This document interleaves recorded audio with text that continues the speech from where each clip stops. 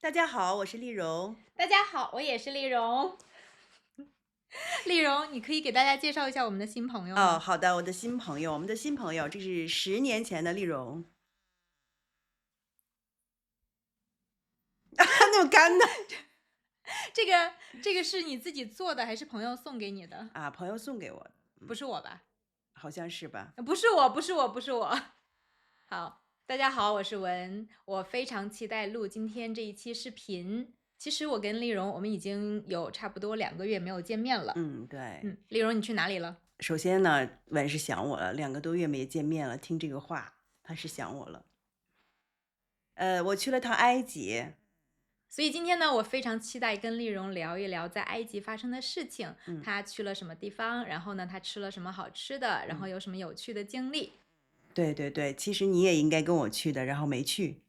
对，因为丽蓉有邀请我跟她一起去，但是呢，我前2年都在清迈过春节，没有陪我的爸爸妈妈过春节，所以呢，今年我回国了，我就想留在北京陪我的爸爸妈妈过一个春节。对，因为我出发的时候是春节之前，所以春节的时候回来可能时间有点紧，所以我是春节过后回北京的。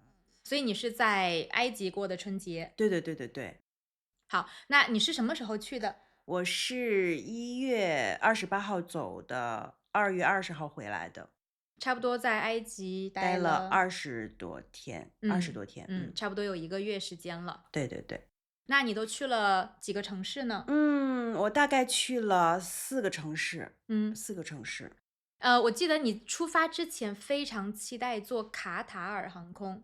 对对对，因为听说卡塔尔航空是比较好的，应该是最好的航空公司之一了。以前从来没坐过，想感受一下卡塔尔的服务。所以你去的时候和回来的时候都是坐的卡塔尔航空吗？对对对对对，但是中途其实我去的时候突然临时改了别的航空，嗯，是国内的航空，还有点小失望呢。那回来的时候呢？回来的时候都是卡塔尔航空。哦，那他们的服务怎么样？他们的服务很好，他们因为我们知道坐那个头等舱，它是蹲下来给你服务的，但是我们坐的是那种经济舱，它也是这样的，它是在每个座位下面蹲下来问你要吃些什么，有几个选择，然后它是一个一个给你拿过来，不是用那个推的车给你们分给你们一份儿一份儿，就是服务人员比较多，然后他是一个一个人蹲在你的下边，然后你这个3个人或者几个人，他问你们3个人吃什么。哇然后给你们送到你们面前，是这样的，所以服务是真的是非常好的。哇，那如果有机会的话，我也要体验一次。而且我以前其实不太吃那个飞机餐，因为我觉得没什么味道，不好吃。这次就很意外，然后吃起来就是觉得还不错。我吃的是那个好像是咖喱鸡肉，反正就是跟平时我们吃的不一样，味道不一样，挺好吃的。然后他有特意送一些小礼品，比如说，我们回来的时候赶上了他们斋月，他们伊斯兰教的斋月。那斋月的时候，如果开斋了的时候，他们要吃那个椰枣，他有送给每一桌一盒椰枣。然后到了那个从多哈到北京那段呢，他会特意送我们每个人一个小红包，红包里边有几块巧克力，哇哦，是所有的人都有，还是只有中国人有？所有的人都有。哦，哇哦，那这个服务真的是很贴心对了。对对对对，我听说好像是你赶上什么节日，它都会有一些小的惊喜，就一些小礼物，哦，那哇，真的挺好的，很好。对，还送小孩子一些小玩具那你是从北京直飞过去的吗？啊，没有，我是从北京飞多哈，从多哈到开罗。哦，那一共多长时间？去的时候有点长，他为了躲开，因为最近有这个形势不好，那个伊朗那边他是绕开那个，他绕了一圈儿，所以我从北京到多哈，我们就飞了12、3个小时。那么久？对，然后再从多哈飞开罗又飞了3个半小时，其实我们一共飞了15、16个小时，挺多的。但是回来没有，回来就直接过来的，从开罗到多哈是2个半小时，然后从多哈到北京是7个多小时，那中国和埃及有时差吗？啊，有6个小时。那你去的时候有时差的问题吗？有一点点，但是并不严重。回来的时候确实，因为回来的时候我们也我回北京，然后我们2个星期后才见面的，因为我这段时间都是在倒时差，很难受。好，那丽蓉，我很好奇，你落地开罗，然后你们第一顿饭吃了什么？因为那个在开罗那边有朋友，然后我们落地的第一顿饭是有人接我们，然后去到朋友家吃到当地的那些饭，然后感觉是很亲切的。吃什么了？比如说有什么菜呢？一些烤的，因为埃及那边他们很喜欢吃烤的肉，所以一些烤的鸡肉啊，还有一些面，他们那边的特色的面吧。那他们的烤鸡肉跟我们这边的味道有什么不一样吗？我觉得，因为他们有很多的酱，各种的沙拉酱或者什么酱，我觉得口感更丰富吧。那他们那边主食主要是吃什么呢？主食是他们用那些面粉做的那些，他们当地叫面包，但是可能我们中国人看到那个东西，我们就会觉得是饼。哦，其实我昨天也吃了一点儿丽蓉带回来的饼，很好吃。对，确实很好吃，而且价格特别便宜，如果折合人民币，可能就几毛钱一张这样的。那么便宜。哦，但是它的味道非常好吃。对，真的很好。对了，中国人去埃及旅游要办签证吗？啊，对，要办签证，我们是落地签。落地签的意思是我们到达了这个开罗，到达了他们埃及当地，然后去交多少钱？中国人好像是一个人25美金，然后他会给你一个落地签，是这样。所以是到开罗以后，在机场入境的时候办的落地签。对对对，是这哦，样的。一个人25美元。25美元。所以你去了，你说你去了4个城市，对吧？啊，我去了亚历山大，但是亚历山大我们没有住下来，我们在那儿开车去的，然后待了一天，然后就开车又回来了。所以是当天往返。啊，当天往返的。那然后我们其实住的地方只住了红海，在红海住了3、4天这样的。然后是住在酒店。住在酒店的。酒店怎么样？酒店很好，然后我们觉得很干净，而且很漂亮，离海特别近，出门就是海。哎，那他们那边的物价怎么样？物价我觉得很亲民，很好，比北京便宜很多，价格是比北京便宜很多。比如说，我想一吃一想顿饭。啊，吃一顿饭有可能一顿比较好的，比如说我们吃一顿西餐，比较好的，在北京我们可能花大几百，可能7、800、6、700那样子，就是比较丰富的。我说的，但是在那儿可能3、400，可能有的时候2、300就可以了。哦，那确实，哇，价格很亲民。对对对。有没有在中国比较便宜，然后在埃及比较贵的东西呢？啊，那就是进口中国的那些食品，比如说那个一些饮料啊，比如说中国的红茶，我们买了一瓶，然后没想到是20多块钱人民币。你知道红茶在北京很便宜，对吧？就是那个瓶装的那种冰红茶吗？啊，对对对，在中国差不多是2、3块2、3块钱，对对对，在那那儿。价格是10倍。对，很贵很贵。然后那些什么速冻饺子啊，因为赶上春节了，我们没有机会包饺子，因为很多食材什么都没有，所以我们就买了一些速冻饺子，价格也是贵的。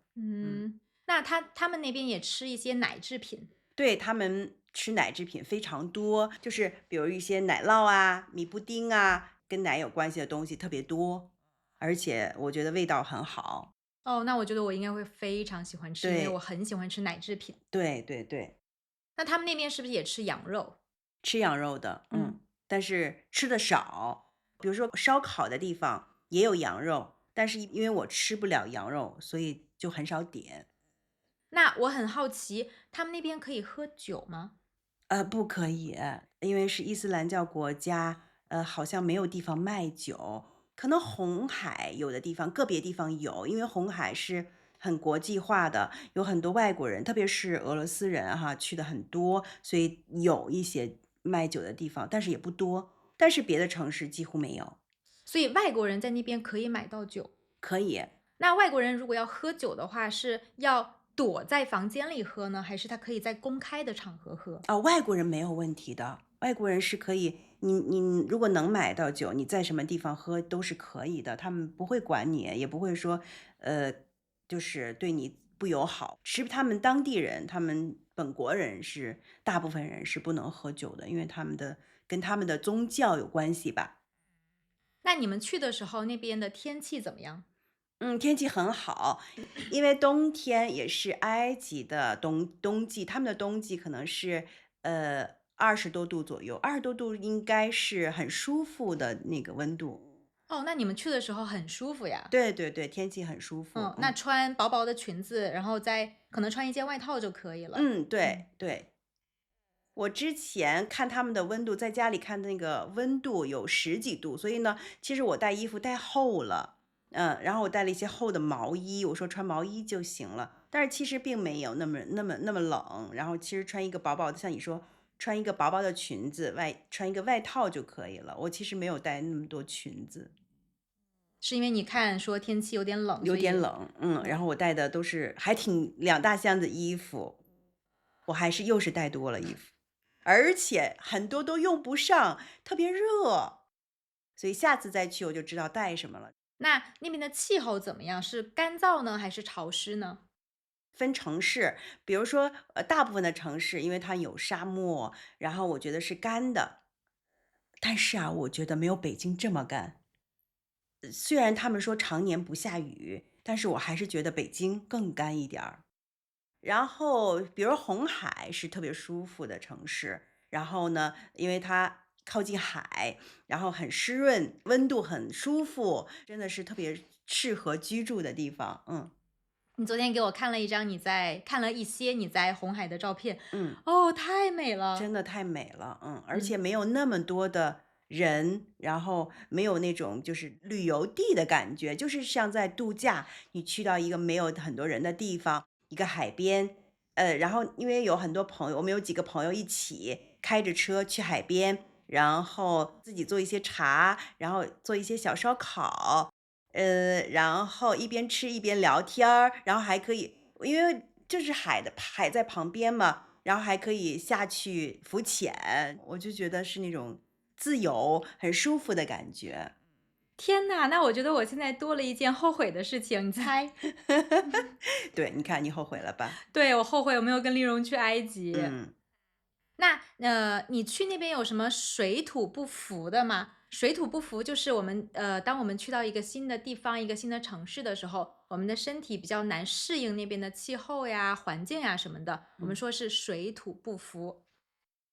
可能以前我有去埃及的经历，好像会好一点儿，好像没有什么水土不服，都嗯还挺适应的，嗯。就是时差一个小问题，但是去的时候并没有那么严重2、3天就过去了。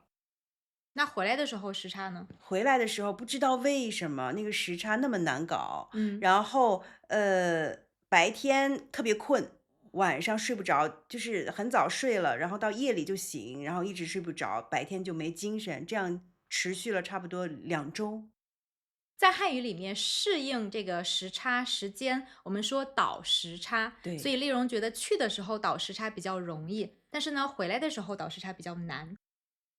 但是具体原因不知道为什么，有可能是坐飞机的时间，然后跟你到达的时间好像有关系吧。那除了烤鸡呢，你在那边还吃了什么好吃的？你知道鸽子吗？他对呀。们那边也吃鸽子，我们去新疆也吃鸽子了。我们去新疆吃的鸽子是纯鸽子，然后烤的或者炸的哈。那他们那边呢是烤鸽子，是鸽子里面填满了米饭，我不知道它怎么放进去的。说实话，我问他们，他们也不知道。一个鸽子看起来上来胖胖的，以为整个都是一个鸽子，很多肉的感觉，但是其实肚子里填满了米饭。它不是把鸽子先打开，然后再放进去的吗？不是，我觉得是我不知道是从哪个部位，对，可能是从脖脖子进子？去的，嗯。反正就是那只鸽子，整个一只鸽子，然后肚子鼓鼓的，我开始以为是那个是胖胖的鸽子，好多肉，口水都出来了，然后其实打开以后是米饭，里边有米饭，那哦。鸽子还挺瘦的，那你的埃及朋友也不知道他们是怎么把米饭放进去的。可能他也不懂怎么做的吧。那如果在看我们视频的观众，你知道这个米饭是怎么放进去的，可以留言告诉我们，我们真的很好奇。对对对，不知道到底是怎么弄进去的，看起来很漂亮，很好，但是，对于我爱吃鸽子肉的人来说呢，其实我吃不到那个肉，觉得那个鸽子好瘦啊。所以他们主要是吃里面的米饭。对，他们很喜欢吃米饭，米饭里放很多的咸味儿，然后他们的米饭没有就是没有味儿的，咱们蒸米饭都是蒸原味儿的，不放什么东西。他们蒸米饭，它里边会放一些东西，一些调料啊，一些咸的呀东西啊或者什么的。那他们的那个米的种类跟我们的是一样的吗？比如说他们嗯，会长一点或者短一他点？们有一部分是那种长的，然后有一部分是跟咱们差不多的，但是好像我感觉他们的米没有中国那么黏。